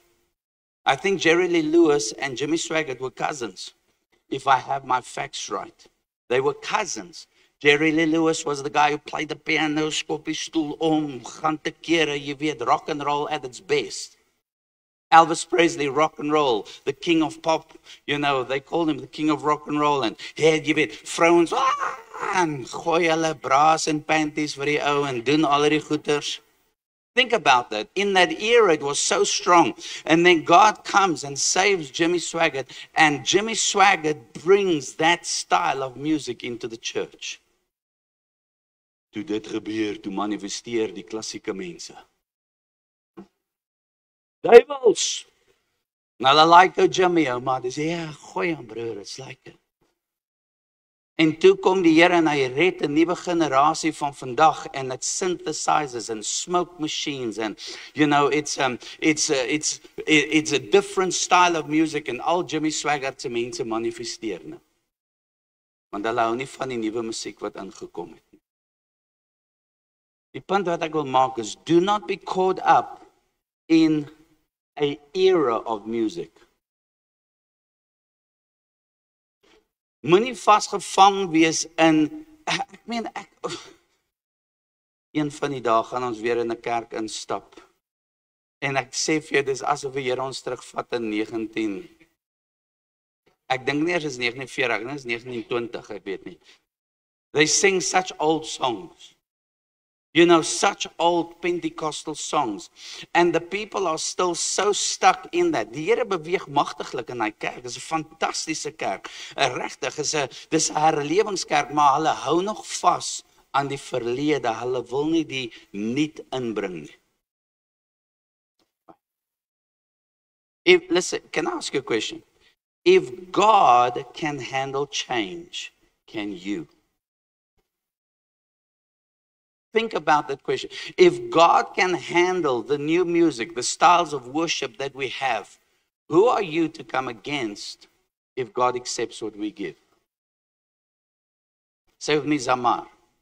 Zamar means to play with all forms of instruments. It means to worship Him in all styles of music. Ek dink julle wat my kan onthou in die verlede toe ek hier gekom het met my keyboard en ek het musiek gedoen. Yes, ek het selfs daai, what did I call it? Oons music, what's that stuff? Rave music, yeah, rave, wave. Techno, that's the word I'm doing. Techno music. Oons.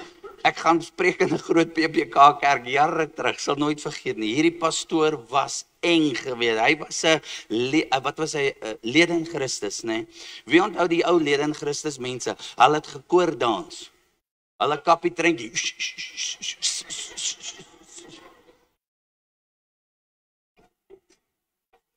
Is daar enige ou lede in Christus mense wat jy weet, wie weet waarvan ek praat? Hulle het gekoor dans in die gees. Daar's niks fout daarmee nie. Dit was 'n genuine move geweest op sy tyd. It was genuine. It happened. You know, we just had kap en ek onthou toe ek by hierdie dis 'n groot gemeente daar in Newlands in Johannesburg. En toe ek daar inkom en die pastoor, do you know how he introduces me? Hy sê vir die gehoor, hy sê, "Wel mense, ons het hierdie jong mannetjie hierso en die Here weet wat gaan ons van hom kry hierdie week." Dis wat my voorstel. The Lord knows, you know, what's he going to bring. En toe ek maandag gaan en ek sit my speakers op. Jy weet, hy kyk so en ek sit my ligte en my whatever. Hy kyk so na my, hy sê, "Nee broer, jy bring nou die duiwel los hierso." Maar anyway, teen die Woensdag aand op techno musiek, douche. Hier sê en hy kap dit in die gees, man. En die oomie is in die gees. Hallelujah, come on. God can move in any form of style or music if you are just open to worship the Lord. Amen. It's not the music. God gave us the wisdom. He gave us the ability to make music. Die groot fout wat ons in die kerk van vandag het, is die persoon agter die instrument. Hulle is die een wat die duiwel dra. Dis waar die oordrag van geeste kom. Ek het al in kerke ingestap, dan staan die worship team daar agter en kappie oue skuif, jy weet, en hy vloek 'n bietjie en alles, en dan stap hy oom op met sy groot pensie en dan jolla die bas. En dan wonder hulle, hoekom is daar sonde in die kerk? En hulle wonder, hoekom is daar nie bekerings wat plaasvind nie? Wie verstaan dit? There's many people who are on that place that this is holy, sacred ground. En julle wat kerk kom, julle aanbid die Here en julle is oop en julle ontvang. En as hier iemand op hierdie verhoog kom wat 'n verkeerde gees dra, gaan dit in jou kom. That's why for me, and I think Pastor would agree, anybody who gets on this platform must be spirit-filled. He must be in prayer even before he dares to put his foot on that platform. If you are not praying, you don't get on that platform. Hello? Because if I'm carrying a wrong spirit, you're going to get a wrong spirit. The Bible says, Paul warns us, says, don't just let anybody lay hands on you. Amen. Julle kan weet dat julle weet. Voor ek hierdie mic vat en preek vir julle, was ek voor die Here gewees en ek het gebid en sy aangesig gesoek. Dat ek rein kan staan om die woord rein oor te bring na julle toe. Amen. So for the worship team, please make sure that you were in the word, that you were praying, that you are washed in the blood, so that you can produce or that you can send across a clean anointing for people to receive. In Jesus' name. Die grootste geveg in 'n kerk begin hier. If the devil can bring disunity amongst the worship leaders, it's going to sow disunity in the audience. That's why worship team, you must always be united in prayer. Work together. Wie glo wat ek hier leer? Amen. En as jy nie reg is om op die verhoog te gaan nie, bly weg. Sê eerder, weet wat, ek is nie reg nie, my hart is nie reg nie, my gemoed is nie reg nie. Don't just get up there because it's a job. And I've seen some people, daar's eintlik, some people just come up here because it's their turn to play music, but they won't come to a service afterwards. Hello. And then we allow those people to get on the board and to do stuff, but they won't even come to worship Jesus. Ek het een ou gehad wat eendag gesê het, ek kan nie God aanbid as ek nie instrumente in my hand het nie. Snert man, waar kom jy in die goed? Well, I can only worship God with my instrument. No. No.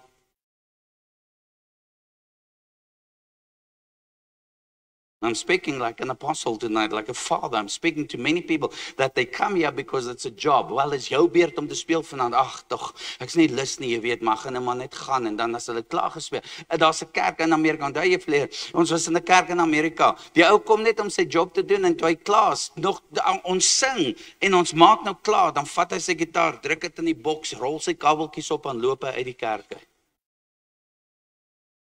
And the pastor's happy with that. Die hele band staan op en loop weg.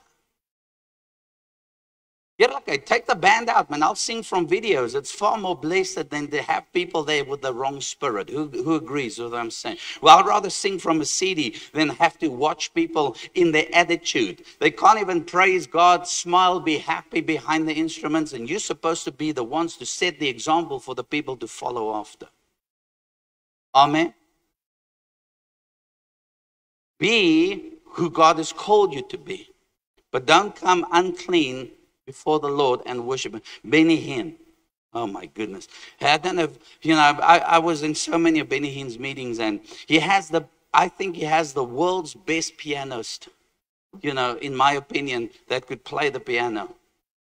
And one day this guy was playing, and I don't know if he made a mistake, I wouldn't know the thing. But I remember Benny Hinn in front of all those hundreds of thousands, he walked up to the guy and said, listen, one thing, remember, you're not here to get shine. You are here playing for the King of Kings and the Lord of Lords.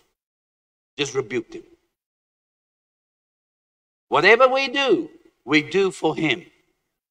And we give Him our best. Come on, give Him a praise offering if you agree. You give Him your best. Laaste woord is tehila. Nie tequila, tehila. Sê saam met tehila. Ek dink baie keer moet ons elkeen so 'n happie tequila gee. Hulle gaan baie happier wees in die diens, maar anyway. Hallo grappie, cut out. Maar so baie stywe mense, maar wat is tehila worship? This is the highest form of worship that you and I can give to God. It is taking your yada, your tauda, your halal. It is taking your shavach, your barak, your zamar. You're putting it all into a big bucket. You stir it up and you present it to God in the Holy Ghost. Tehillah worship is singing in the Spirit, worshiping Him in the Spirit. Baie min kerke, en ek sal hier vir die aanbiddingsspan hierso wat nog in tale sing. Really, Pastor, thank you for doing that. Ons kom in duisende kerke waar hulle glad nie meer toelaat om in tale te sing. As Romeine 8 vers 26 sê, likewise, we do not know how we should pray as we ought to, but the Holy Spirit prays on our behalf with groanings that cannot be uttered. Verse 27, and He makes intercession on behalf of the saints, praying the perfect will of God. If the Holy Spirit can bring perfect prayer to God, can the Holy Spirit not bring perfect worship to God? Come on now. 1 Corinthians 14 says, I will pray with my understanding and I will pray in the Spirit.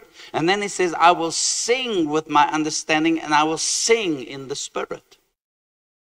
En daar's baie mense omdat hulle nie geesgevuld is nie, dan is dit vir hulle 'n probleem om in tale te sing. Hoeveel Pinksterkerke, hoor wat ek jou sê, Pinksterkerke wat nie tale sang toelaat in die kerk meer nie. You know why? Because we don't want to bring offense to the people. Are you with me? A prayer of praise, intercession. When you're singing in the Spirit and you are worshiping in spirit and in truth. What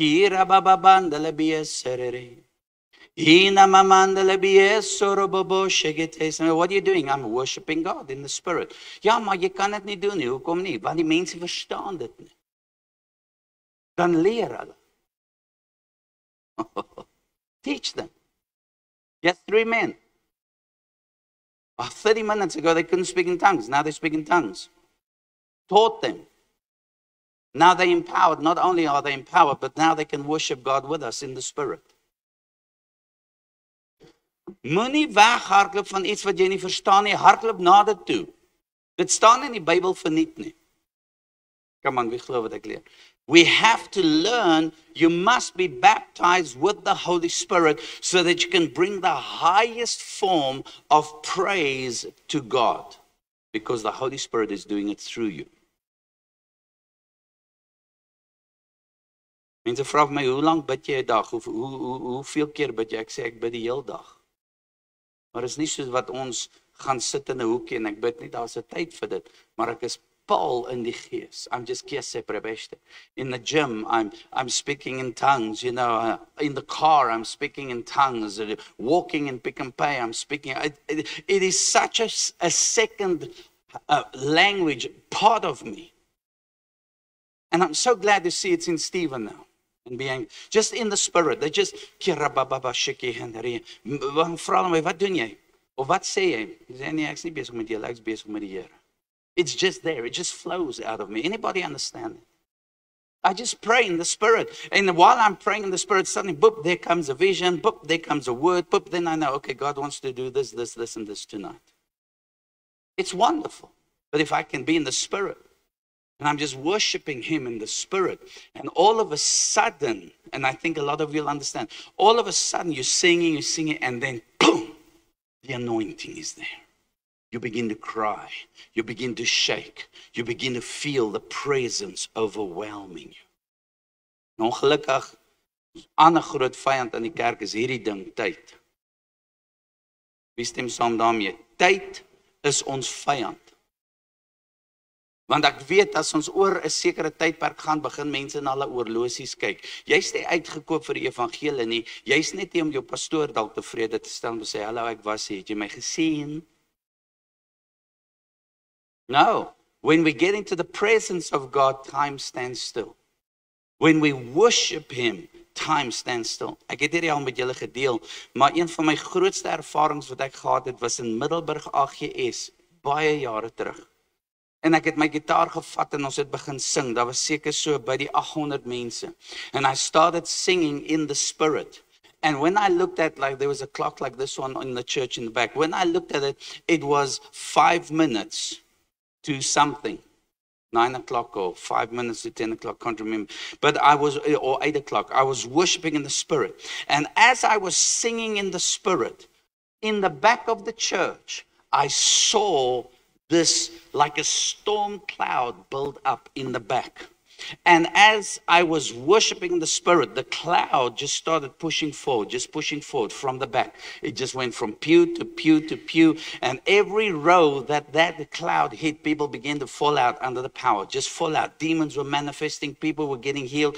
And the cloud came forward, the cloud surrounded me. I could see nobody. And I was just in the Spirit, singing in the Spirit, making warfare. And then the cloud started to lift. And when the cloud lifted, the first thing my eye was on the watch, 4 hours had gone by. 4 hours. It felt like 5 minutes.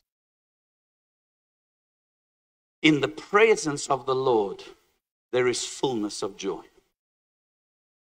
God inhabits the praises of His people. As daar 'n ding is wat die kerk verleer het, is hoe om in tale te sing. Onthou pastoor in die ou dae, val daar by Hatfield. As jy instap by die kerk, het hulle vir jou 'n pamfletjie gegee. Why do we do what we do? Churches don't do that anymore.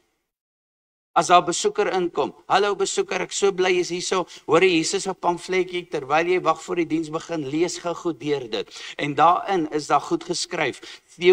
Pastor Theon them did it, Pastor Draper did it, many churches, our church back then did it, and it would put, why do we worship the way we worship? Is singing in tongues right or wrong? And then we would put scriptures on this pamphlet. So when the guests comes in, a visitor comes in, and we begin to sing in the spirit, they can see, oh, okay, this what hierdie mense do. But we're not going to compromise by not singing in the spirit to make people happy. I'm not here to please you, I'm here to please him. Come on, who agrees with what I'm saying? I'm not here to be seeker sensitive to the seekers, I'm here to be sensitive to the Holy Spirit. People's got the whole thing twisted around. Skop die Here uit sodat ons die mense tevrede kan hou. Are you kidding me? Hello? I'm not here to push the Holy Spirit aside so that you can feel better. Ek sal sonde preek, ek sal heiligmaking preek, ek sal geregtigheid preek, ek sal genade preek, ek sal liefde preek, en ek sal in tale sing, en ek sal profeteer en hande lê, want dit is wat die skrif sê ons moet doen. Either you like it or you don't. You don't like it, leave. But don't try and be here to try and convince your pastor not to do what he, shouldn't do. Jy wil jou wil op hom afsmeer. Maar ek kry geen amen nie. Ons is hier om die Here te dien. Ons is hier om te leer. Ons is hier om hom eer te bring. En as die Bybel vir ons sê, doen dit, dan gaan ons dit doen. Wat is die liedjie die eerste een? If I go to the left, go to the left. If he goes to the right, I'll go. Whatever he says, we follow, we do. Amen. Wie ontvang die woord vanaand? Kom aan, ek het nie bad gedoen, ek het dit als binne 'n halfuur gedoen, bless the Lord. I think so. I want every head bowed and every eye closed, please. Nobody talk, nobody leave, nobody move. Asseblief, maak toe jou oogies. Voor ek hand op almal gaan lê vanaand, wil ek jou 'n vraag vra. Is jy wedergebore? Is jy gered? As jy sterf vanaand, gaan jy hemel toe of hel toe? Let me say this in English. Are you born again? If you died tonight, are you going to go to heaven or are you going to go to hell? And if you say to me, Pastor Dion, I don't know where I'm going to go if I die, then I'll tell you, if you don't know where you're going to go to hell. You say, why would you say that? Because you can have the assurance of your salvation. Jy kan weet dat jy weet, sou jy sterf, jy hemel toe gaan. Iemand sê dalk vir my vanaand, Pastoor Dion, sal jy vir my bid asseblief? Ek wil nie hel toe gaan nie.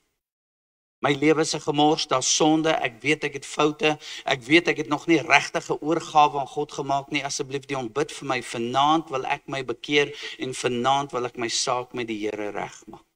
As dit jy is op die telling van 3. Jy wil jou saak met die Here regmaak. Miskien was jy aan die brand, jy het teruggeval, jy het koud geraak. Jy bid nie meer nie, jy aanbid nie meer nie, jy lees nie jou Bybel meer nie, jy raak nie betrokke nie, dalk jy nie eens meer 'n 10de betaler nie. Jy neem aanstoot, jy raak kwaad vir almal en alles. Jy het teruggeval, vriend. God roep jou terug na hom toe vanaand. So op die telling van 3, jy sê Dion, asseblief jy moet vir my bid, ek wil my saak regmaak, wil ek hê jy moet jou hand opsteek. At the count of 3, are you ready? 1, 2, 3. Hallelujah. Thank you, thank you, thank you, thank you, thank you, thank you. Hands are going up. Onthou, jy steek nie jou hand vir my op nie, jy steek jou hand op vir Jesus. As jy jou hand opsteek, jy steek nie op om lid van hierdie kerk te word as jy besoeker is nie, nee, jy word deel van die familie van Christus. Ek wil net dit duidelik maak. Almal wat hande opgesteek het. En ek weet jy gaan nie hou van wat ek vra nie, maar ek vra vir jou vanaand, almal wat hande opgesteek het, sal jy asseblief op jou voete staan. Come on, almal wat ernstig staan op jou voete vanaand in Jesus se naam. Stand for Jesus. Can we move this pulpit up? We just get it back on top here. Nou julle ouens wat staan, kyk gou vir my, kom uit julle banke, kom staan hier voor by my, ek wil graag vir julle bid. Kom staan hier voor. Let's give God a big hand clap. Hallelujah.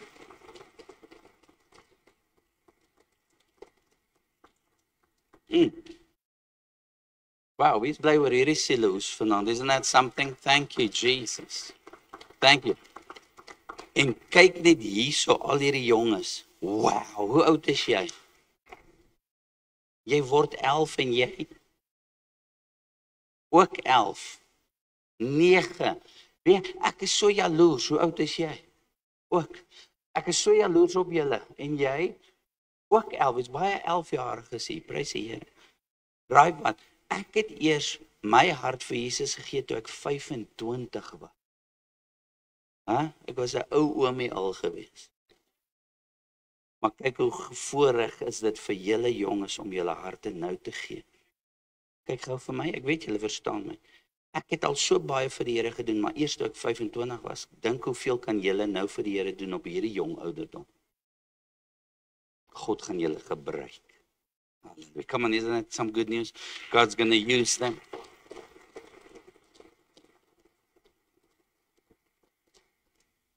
Julle drie is gedoop met die Heilige Gees en julle kom gee die harte vir die Here. You got it the wrong way around, you know.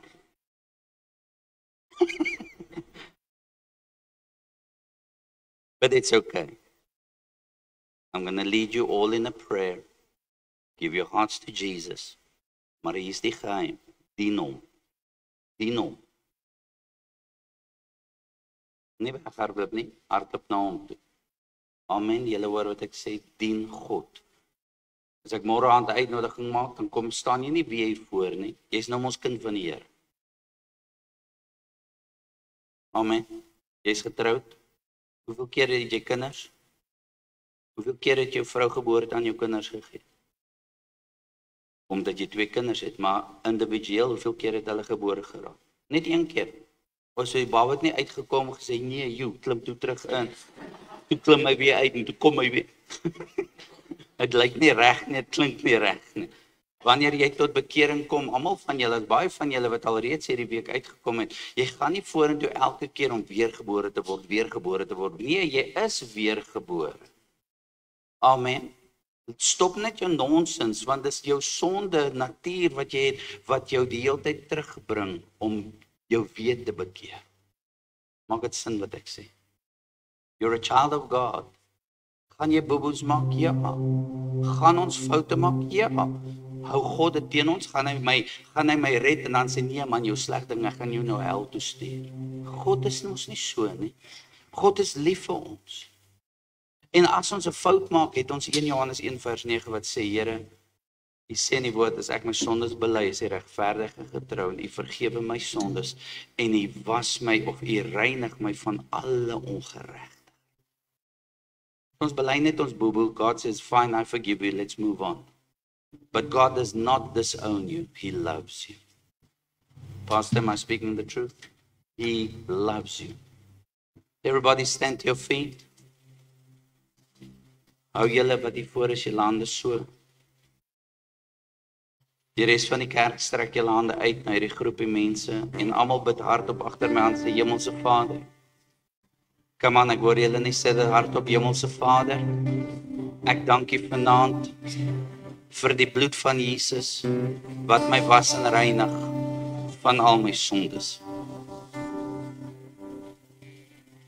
Ek bely met my mond en ek glo in my hart dat Jesus die seun van God is. Dat God vir Jesus uit die dood uit opgewek het. Jesus, ek nooi vanaand, kom woon in my hart. Ek ontvang U nou as my God, my redder en my vriend. Vanaand is ek nie teruggeval nie. Ek is bekeerd. Ek is U kind. Sou ek sterf, gaan ek nie hel toe gaan nie. Ek gaan hemel toe gaan. Dankie Vader, dat my naam geskrywe is in die boek van die lewe. In Jesus naam bid ek. Amen en amen. Come on, hallelujah. Hallelujah. So kyk na my nou. Kyk na my nou. Is jy nou gered? Is jy nou seker? Jy het nou daai ja, ek is gered. Okay, so soveel is julle gered nou. Ja, julle is gedoop al reeds. Julle was gered. Nou is net daai onsekerheid. Nou is julle seker. Is jy gered? Is jy gered? Is julle almal gered? Ja, Sergeant, are you are you saved? Is jy gered? Waar gaan jy as jy sterf? Ja, amen. Ons Jesus vir jou sê nou, hoekom moet ek jou toelaat om te kom sê want ek glo in jou en ek het jou aangeroep. Amen. Awesome. We're going to take your names. Sien julle agter is Pastor Tolly. Wave your hand, Pastor. Just quickly go with him. He wants to get your name. As jy al reeds jou naam gegee het hierdie week, nou hoef jy nie weer te gaan, maar as jy nog nie jou naam gegee het nie, gaan gedaan na Pastor Tolly, hy gaan vir julle help. Is it okay? Thank you. Go that way. If you've already given your name, you may be seated. God bless you.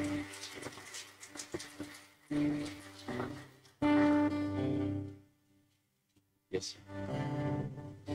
O ja, môreoggend 9 tot 10 gaan ek ons is nog elke oggend live hierso op ons program. Môreoggend van 9 tot 10 gaan ek en Steven weer op ons live program gaan. Maar ons hou 'n biduur môreoggend. En ek het net gevoel vanoggend terwyl ek so gepraat het, toe voel ek maar ek wil dit oopstel vir die gemeente. As julle lus het, okay, en jy wil kom saam bid met ons môre, dan wil ek julle vra met pastoor se toestemming, ons gaan die kerk oopmaak en dan kom julle almal in en dan kom bid julle saam met ons. Is dit okay?